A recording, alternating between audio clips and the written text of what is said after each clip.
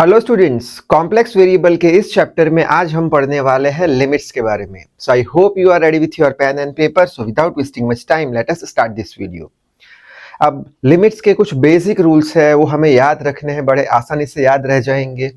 जैसे कि अगर हमारे पास दो फंक्शंस है f ऑफ z और g ऑफ z, कोई दो फंक्शन है और उसकी लिमिट्स जो है z tends to z not है, यानी ये जो z नॉट है, z का जो वैल्यू है, z का जो वैल्यू है कोई एक नंबर के पास में है, वो नंबर नहीं है, नंबर के पास में है, कुछ कुछ पास में है, टेंड कर रहा है वहां तक। तब अगर दो फंक्शन एडिशन में या सब्ट्रैक्शन में है और इनका limits z tends to z not है, तो हमें क्या करना है, तो हमें सिंपली ये दो फंक्शन को लिमिट सेपरेटली दे देनी है, बस। तो वही लिखा है, यहाँ पे लिमिट दे दी किसको, f ऑफ z को, और सब्ट्रैक्शन एडिशन में है तो प्लस और माइनस कर दिया। अब इसको लिमिट दे देंगे तो ये जो हमारा फंक्शन है उसको ये लिमिट दे दी।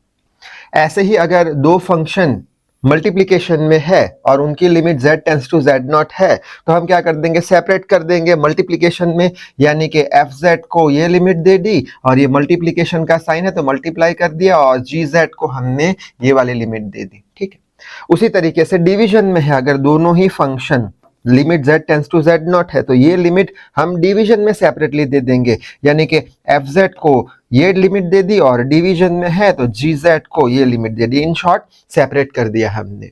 खैर ये तो एकदम आसान से रूल है। अब देख लेते हैं मेन चीज है ये थियरम 1 2 3। ये पूरा का पूरा थियरम या फिर बोल लो ये पूरा का पूरा इक्वेशन हमें याद रखना है, रट लेना है, क्योंकि थियरम्स क्या होते हैं, रटने वाले ही तो होते हैं। एज फॉर एग्जांपल 9, 10, 11, 12 में हमने मैथमेटिक्स के अंदर थियरम पढ़े थे, थियरम का स्टेटमेंट हमें डिक्टो टू डिक्टो लिखना रहता था। तो ऐसे ही ये जो तीन इक्वेशन है डिक्टो टू डिक्टो हमें रटने हैं, एकदम आसान है। क्या है, limit z tends to z nought f of z is equal to infinite को हम लिख सकते हैं, ये ऐसा जो साइन बनाया है उसको क्या बोलते हैं, लिख सकते हैं हम इसको। क्या लिख सकते हैं, limit z tends to z nought as it is कर दिया, फंक्शन जो है उसे 1 अपॉन में कर दिया, और 1 अपॉन में फंक्शन को किया तो इसको भी 1 अपॉन में करेंगे तो 1 अपॉन इनफाइनाइट कितना हो जाएगा, 0। याद रखने का तरीका है, यानी कि अगर हमें ये दिया हुआ है तो उसकी जगह पे हम ये भी लिख सकते हैं, या फिर ये दिया हुआ है तो उसकी जगह पे ये भी लिख सकते हैं। ठीक है, उसी तरीके से नेक्स्ट थियरम है, limit z tends to z nought f of z is equals to omega nought. ये क्या है, कोई एक नंबर है, क्या है, कोई एक सपोज नंबर है, पॉइंट है कोई। तो अगर ऐसा हमें दिख जाए तो हम क्या करेंगे, limit z tends to z not है उसकी जगह हम टेंड्स टू 0 कर देंगे। ठीक है, कोई नंबर है इसलिए टेंड्स टू 0 कर देंगे, और ये f ऑफ z है उसकी जगह पे f ऑफ 1 अपॉन z कर देंगे, जो किसके बराबर होगा, वही नंबर के बराबर होगा। याद रखने का तरीका है, समझना नहीं है, न्यूमेरिकल करेंगे तब अच्छे समझ में आ जाएगा। ठीक है, लास्ट थियरम है, limit z tends to infinite f of z is equal to infinite है, तो ऐसा कुछ दिख जाए हमें तो उसको हम कैसे लिख सकते हैं, limit z tends to 0, infinite की जगह 0 कर दिया, और ये जो फंक्शन है उसको 1 अपॉन में कर लिया, लेकिन 1 upon f of 1 upon z कर दिया, जो किसके बराबर आएगा, इनफाइनाइट के बराबर है, तो यहाँ पे 0 के बराबर आएगा। ठीक है, तो ये तीन अच्छे से याद रखने हैं, अभी डरने की जरूरत नहीं है, न्यूमेरिकल आएंगे तब एकदम आसानी से समझ में आ जाएगा। तो ये थियरम क्या बोलना चाहते हैं, तो ध्यान से बात सुनना, न्यूमेरिकल में ये भी यही करने वाले हैं कि अगर हमें ऐसा कुछ दिख जाए या ऐसा ऐसा कुछ दिख जाए तो हम क्या लिख पाएंगे, उसकी जगह पे ये चीज लिख पाएंगे, उसकी जगह पे ये चीज लिख पाएंगे। ठीक है, और अगर ये चीज हमने लिखी और हमने प्रूव कर दिया क्या कि ये जो साइड है उसका वैल्यू हाँ 0 के बराबर ही है, तो हम बोल देंगे कि ये साइड बराबर है, यानी कि ये साइड जो है वो प्रूव हमने कर दी है।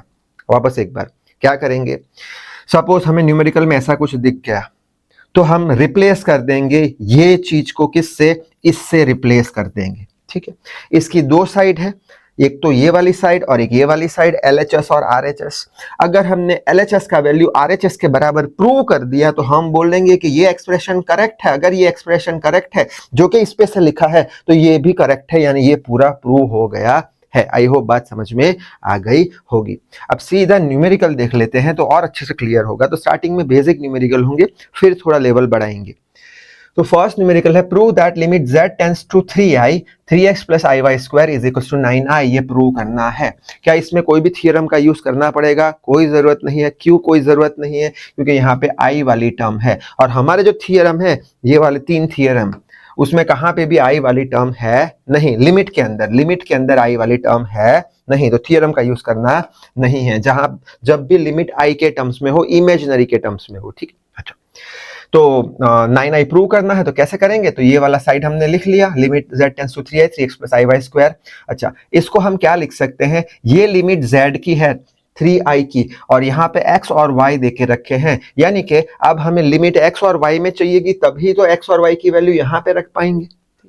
अब कॉम्प्लेक्स वेरिएबल का इक्वेशन याद है हमें, z इक्वल्स टू क्या होता है, x प्लस आई वाई, ठीक है।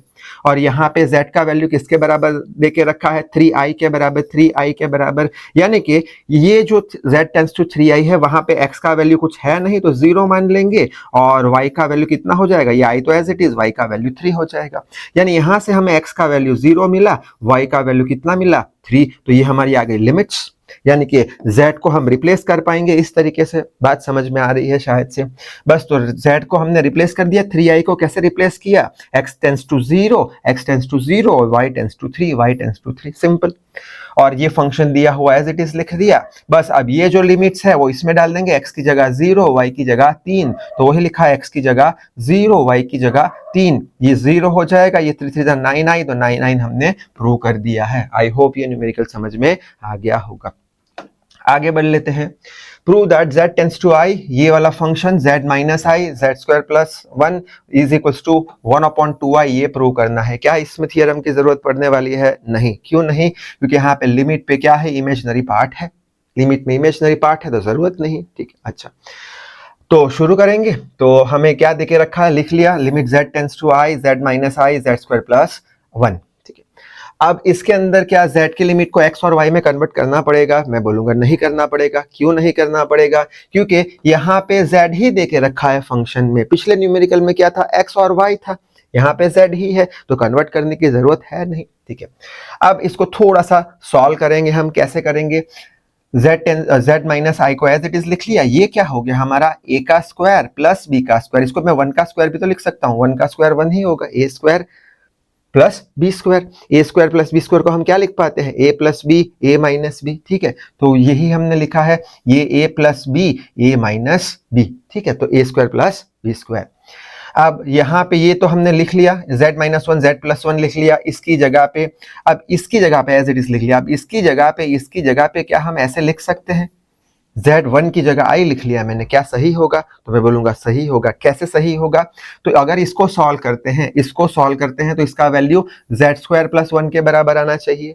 तो कैसे हम लिखेंगे, तो यहाँ पे ये मल्टीप्लाई करो तो z स्क्वायर आ गया, फिर साइन कौन सा है प्लस का, तो zi आ गया, फिर माइनस iz आ गया, फिर ये माइनस साइन के साथ i इंटू आई स्क्वायर आ गया, ठीक है। यहां से क्या कैंसिल होगा, plus i z minus i Z कितना हो गया, जेड स्क्वायर माइनस आई स्क्वायर, समझ में आ गया। जेड स्क्वायर, ये आई स्क्वायर का वैल्यू याद रखने को बोला था, याद हो तो फर्स्ट वीडियो में कितना होता है, -1, तो आई स्क्वायर का वैल्यू -1 माइनस माइनस प्लस हो जाएगा, जेड स्क्वायर प्लस 1, यानी z minus i z plus i, z minus i z plus i का वैल्यू जेड स्क्वायर प्लस 1 आ रहा है, जो इसके बराबर है। हाँ, तो हम जेड स्क्वायर प्लस 1 की जगह ये वैल्यू लिख पाएंगे। आई होप बात समझ में आ रही है, ठीक है। z माइनस आई कैंसिल हो गया, limit z tends to i 1/z plus i आ गया आंसर हमारा। बस अब z की जगह हम क्या रखेंगे, i रखेंगे इसके अंदर, तो लिमिट निकल जाएगी। तो 1/z की जगह i आ गया, i ऑलरेडी है, तो 1/i प्लस आई 2i जो चाहिए था वो हमें मिल चुका है। सो आई होप ये भी आपको न्यूमेरिकल समझ में आ गया होगा। बस यहाँ पे ट्रिकी पोर्शन कौन सा था, इसको बस सेपरेट करना, और इसको सेपरेट करके 1 की जगह i लिखना, जिसके कारण यही वैल्यू आ जाएगी, ठीक है। आगे बढ़ लेते हैं, अब थ्योरम के बेस पे न्यूमेरिकल देख लेते हैं, आप अच्छे से ध्यान दे देना। तो यहाँ पे लिखा है, prove that limit z tends to -1 i z plus 3 z plus 1 is equal to infinite. तो यहाँ पे अब i है नहीं, अब ओरिजिनल थियरम का यूज करेंगे हम। हमारे पास कितने थियरम है, 1 2 3, तो अब i है नहीं, तो यहाँ पे डायरेक्ट वैल्यू पुट कर सकते नहीं है। तो हमें क्या प्रूव करना है, ये साइड जो है इसके बराबर है, ऐसा प्रूव करना है। तो कैसे करेंगे, तो थियरम का यूज करेंगे। कैसे यूज करेंगे, तो सबसे पहले तो ये थियरम देख लेते हैं, फर्स्ट थियरम। क्या ये लगा सकते हैं, तो यहाँ पे देखते हैं, लिमिट z टेंड्स टू -1 है, तो limit z tends to z0, यानी z0 का वैल्यू -1 है, ठीक है। कोई एक फंक्शन देके रखा है, ये रहा हमारा पूरा फंक्शन, ठीक है। Which is equal to infinite है। क्या इनफाइनाइट है? हाँ इनफाइनाइट है, यानी कि थ्योरम 1 का यूज हम कर सकते हैं। क्या थ्योरम 2 का यूज कर सकते हैं? देख लेते हैं। Limit z tends to z nought, ठीक है, z नॉट का वैल्यू -1 है, f ऑफ z, ठीक है, f ऑफ z कितना है? ओमेगा नॉट, यानी कोई एक नंबर दिया हुआ है यहाँ पे, तो क्या है? इनफाइनाइट है, तो हम इसका तो यूज नहीं कर सकते। तीसरे का यूज करते सकते हैं क्या? Limit z tends to infinite है, यहाँ पे z tends to z nought होना चाहिए, इनफाइनाइट नहीं है, यानी कि यहाँ से ही हम ना बोल देंगे कि नहीं यूज कर सकते, तो फर्स्ट थ्योरम का यूज कर लेंगे। ठीक है, अब कैसे करेंगे देख लेते हैं। तो यहाँ पे लिखा है यूजिंग थ्योरम 1, ये वाला फर्स्ट थ्योरम यूज किया है। हम क्या करेंगे कि अगर ये टर्म देके रखी है तो उसको इसमें कन्वर्ट कर पाएंगे। तो यहाँ पे क्या बोलेंगे? ये टर्म देके रखी है, तो हम लिख लेंगे पूरा का पूरा ये term z tends to -1 infinite, ये टर्म देके रखी है, तो उसको इसमें कन्वर्ट करेंगे। इसमें कैसे कन्वर्ट करेंगे? z tends to z nought, limit z tends to z nought, z nought कितना है? -1, तो वही लिखेंगे लिमिट z टेंड्स टू -1। फिर क्या करना है? फंक्शन का 1/fz करना है, यानी ये जो पूरा फंक्शन है उसको 1 में डाल दो, तो ये जो पूरा फंक्शन है उसको 1 में डाल दो, और ये किसके बराबर होगा? 0 के बराबर होगा। ठीक है, यानी हमने क्या किया? जो दिया गया न्यूमेरिकल था उसको इसमें कन्वर्ट कर दिया, उसको इसमें कन्वर्ट कर दिया। ठीक है, उसको इसमें कन्वर्ट कर दिया। बस हमें तो ये चीज प्रूव करनी है, ये साइड इज इक्वल टू ये साइड, ये प्रूव करनी है। तो अगर हम प्रूव कर पाते हैं कि ये साइड का वैल्यू 0 के बराबर आता है, वापस एक बार, ये साइड का वैल्यू 0 के बराबर आता है, यानी कि ये जो टर्म को हमने चेंज किया है वो बराबर है, यानी ये टर्म का LHS इक्वल टू RHS आ रहा है, यानी कि ये चीज हमने प्रूव कर दी है। आई होप बात समझ में आ गई होगी। वापस एक बार, हमने क्या किया? ये जो पूरा वैल्यू है वो किसके बराबर लिख लिया? इसके बराबर। ये जो पूरा वैल्यू है इसके बराबर लिख लिया। अब हम क्या करेंगे कि ये साइड का value LHS is equal to RHS आ गया, यानी कि हमने प्रूव कर दिया कि ये चीज प्रूव हो चुकी है। शायद से बात समझ में आ गई होगी, तो वही चीज करेंगे। तो हम क्या लिखेंगे? लिमिट z टेंड्स टू -1, ये वाली साइड, iz प्लस 3, ये ऊपर चला जाएगा ना, z प्लस 1 ऊपर चला जाएगा शायद से। ठीक है, तो ये गलत लिखा है, ये यहाँ पे 1 में आएगा। ठीक है, 1 में iz plus 3, 2 plus 1 equals to 0, वो नेक्स्ट स्टेप में किया है। तो ये साइड डिक्टो टू डिक्टो यहाँ पे लिख ली हमने। अब हम क्या करेंगे? LHS लेंगे, ये वाला LHS, अगर LHS RHS के बराबर प्रूव हो गया, LHS RHS के बराबर प्रूव हो गया, यानी ये चीज प्रूव हो गई, यानी हमने ये प्रूव कर दिया। तो इसका नेक्स्ट स्टेप क्या होगा? LHS ले लिया हमने, ये वाली साइड ले ली हमने, तो ये z प्लस 1 ऊपर चला जाएगा और iz प्लस 3 नीचे आ जाएगा। ठीक है, बस z की जगह -1 रख देंगे, तो यहाँ पे -1 आ जाएगा, +1, z की जगह -1, ये -1 + 1 0, 0 डिवाइड बाई 3 आ जाएगा, 0 डिवाइड बाई समथिंग कितना? 0, यानी ये 0 आंसर किसका आया है? इसका आया है, यानी LHS से शुरू किया था, कहाँ पे पहुंच गए? RHS से, यानी कि ये चीज LHS बराबर RHS है, तो हमने प्रूव क्या कर दिया? ये प्रूव कर दिया, तो वही लिखा है। So LHS equals to RHS, so it is prove that limit, ये वाला पूरा ये प्रूव हो गया। शायद से न्यूमेरिकल समझ में आ गया होगा। और देखते हैं तो और अच्छे से कॉन्फिडेंस आएगा। नेक्स्ट है prove that limit z tends to infinite 2z plus i z plus 1 2। यहाँ पे भी i का कोई टर्म है नहीं, तो थ्योरम का यूज करना पड़ेगा, इसको भी रिप्लेस करना पड़ेगा। कौन सा थ्योरम लगेगा चेक करते हैं। क्या फर्स्ट वाला लगा पाएंगे? z टेंड्स टू इनफाइनाइट है यहाँ पे, तो z टेंड्स टू 0 है, तो नहीं लगेगा ये वाला। नेक्स्ट यूज करते हैं, z टेंड्स टू इनफाइनाइट है, यहाँ पे भी z tends to z not है, लेकिन यहाँ पे आगे अगर ये पूरा फंक्शन fz है, आगे अगर देखेंगे तो कोई एक नंबर देके रखा है। ओमेगा नॉट को क्या बोला था? कोई एक नंबर था। ठीक है, जब भी नंबर होता है ओमेगा नॉट को एक पॉइंट आता है, तो हम ये थ्योरम लगा देंगे, यानी कि यहाँ पे z नॉट का वैल्यू कितना है? इनफाइनाइट है, z नॉट का वैल्यू इनफाइनाइट है, तो ये थ्योरम का यूज होगा। क्यों यूज होगा? एक नंबर देके रखा है 2। क्या इसका यूज होगा? Limit z tends to infinite, z tends to infinite, हाँ z टेंड्स टू इनफाइनाइट तो है। f of z is equal to infinite, क्या ये इनफाइनाइट है? नहीं सर, ये इनफाइनाइट नहीं, ये तो एक नंबर है, यानी इसका भी यूज नहीं होगा, यही यूज कर पाएंगे। आई होप बात समझ में आ गई होगी। ठीक है, बस तो यहाँ पे सीधा लिख लो यूजिंग थ्योरम 2, ये जो पूरी टर्म है, limit z tends to infinite वाली, ये जो पूरी देके रखी जो टर्म है उसको कन्वर्ट कर देंगे 2 के हिसाब से। 2 के हिसाब से कैसे करेंगे? Limit z tends to infinite, यहाँ पे limit z tends to z not है, z नॉट का वैल्यू क्या है? अरे ये z नॉट है, z नॉट का वैल्यू इनफाइनाइट है। ठीक है, तो z नॉट का वैल्यू इनफाइनाइट है तो उसको किस में कन्वर्ट करना है, लिमिट z टेंड्स टू 0 में, यानी z नॉट का जो इनफाइनाइट वैल्यू है तो उसको किस में कन्वर्ट कर देंगे, 0, यानी 0 ही लिखना है। तो z टेंड्स टू इनफाइनाइट की जगह क्या कर दिया, 0। वापस एक बार, z tends to z nought की जगह z टेंड्स टू 0 लिखना है, तो z tends to z nought की जगह z टेंड्स टू 0 लिख लिया, ठीक है। f ऑफ 1 अपॉन z है, f ऑफ 1 अपॉन z का मतलब क्या, f of 1 upon z, F Z तो मालूम है, एफ जेड यानी ये, f ऑफ 1 अपॉन z यानी जहां पे भी z है उसको 1 अपॉन z कर दो। f ऑफ z क्या होता है, ये होता है f ऑफ 1 अपॉन z, यानी क्या, जहां पे भी z है वहां पे 1 अपॉन z कर दो। तो 2, ये z है तो 1 upon z plus i, z है तो 1 upon z plus 1 is equal to क्या है, ओमेगा नॉट। ओमेगा नॉट का वैल्यू ये रहा, ओमेगा नॉट का वैल्यू ये रहा, तो वो भी 2 ही रहने वाला है, तो वो भी 2 ही रहने वाला है, ठीक है। यानी कि हमने कन्वर्ट कर दिया है अब दिए गए न्यूमेरिकल को इसमें। इसके अंदर हम क्या करेंगे कि ये हमारी साइड जो है, ये वाली साइड है LHS साइड, अगर RHS के बराबर प्रूव कर दी हमने, तो हमने क्या प्रूव कर दिया, ये चीज सही है, प्रूव कर दी, ठीक है। तो इसको हम ये वाली साइड को लिख लेंगे, यहाँ पे लिख लेंगे, तो क्या लिखेंगे, 2/z plus i, 1/z plus 1 is equals to, यहाँ पे 0 नहीं है, यहाँ पे कितना है, यहाँ पे 2 है, तो 2 लिख लेते हैं, ठीक है। तो ये 2 है, ये साइड पूरी लिख ली यहाँ पे, ये साइड पूरी हमने लिख ली यहाँ पे। अच्छा, अब क्या करेंगे, इसका LHS ले लेंगे, तो इसका LHS ले लिया हमने। LHS ये वाला पोर्शन है, कैसे लिखेंगे, यहाँ पे मल्टीप्लाई का एलसीएम लेंगे, 2 प्लस जेड आई, एलसीएम कितना है z, डिवाइडेड बाय, ये मल्टीप्लाई करेंगे 1 plus Z divide by LCM z। बस अब ये टर्म ऊपर जाएगा तो क्या होगा, z divided by 1 plus Z हो जाएगा, ठीक है। ऊपर जाने पर z से z मर जाएगा, तो बचेगा क्या हमारे पास, 2 plus Z I divided by 1 plus Z. बस अब z की लिमिट 0 रख दो इसमें, तो 2 z की जगह 0 रख दिया हमने, 1 z की जगह 0 रख दिया, तो ये हो गया 2, ये पूरा 0 हो गया, 2/1 2, यानी हमने ये जो साइड है वो इसके बराबर प्रूव कर दी। सो LHS इक्वल्स टू RHS, यानी कि ये चीज हमने प्रूव कर दी, तो वही लिखा है। सो इट इज प्रूव दैट दिया गया जो पूरा फंक्शन लिमिट वाला है वो किसके बराबर है, 2 के बराबर है। सो आई होप ये न्यूमेरिकल भी समझ में आ गया होगा। आखिरी न्यूमेरिकल देख लेते हैं कि prove that limit z tends to 0 2z cube minus 1 z square plus 1 is equal to infinite है। हमें ये वाली साइड इसके बराबर प्रूव करनी है, तो हम कैसे प्रूव करेंगे, थियरम का यूज करना पड़ेगा, क्योंकि लिमिट के अंदर वापस आई का टर्म तो है नहीं।